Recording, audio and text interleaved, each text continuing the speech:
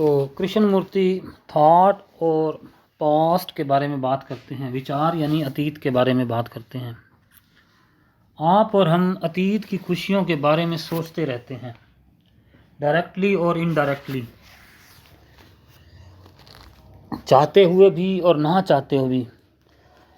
इस मौके पर कभी उस मौके पर अतीत के रोमांच क्या थे, खुशी के पल क्या थे, इस बारे में हम सोचते रहते हैं। उनसे कितनी खुशी मिली थी इस बारे में सोचते रहते हैं। वो भी क्या दिन थे इस बारे में सोचते रहते हैं। विचार चाहता है कि उसकी कंटिन्यूटी बनी रहे, यानी उसकी निरंतरता बनी रहे, खुशियों का रस मिलता रहे, ये लिप्सा बनी रहे। और यही विचार आगामी कल की तस्वीरें बनाता रहता है कि क्या खुशी थी या क्या खुशी होगी।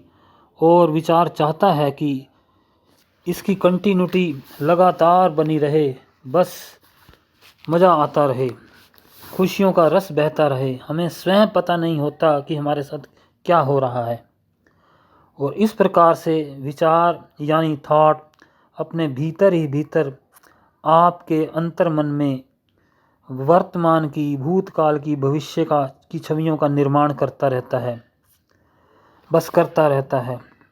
तो अतीत, वर्तमान, भविष्य, ये तो समय का रूप ही है ना।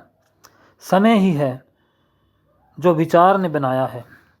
यानी अतीत में मुझे खुशी मिली थी या मिलती थी, उसका स्वाद बहुत ही अद्भुत था।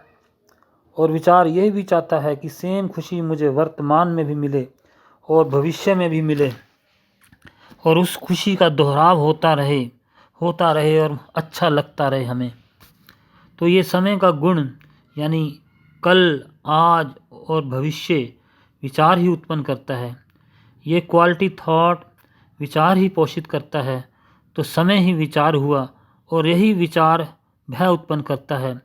तो क्या हम विचार को समझ सकते हैं, मन को समझ सकते हैं, समय को समझ सकते हैं? समझ जाएं तो कितना बेहतरीन होगा, एक नए आनंद का निर्माण होगा।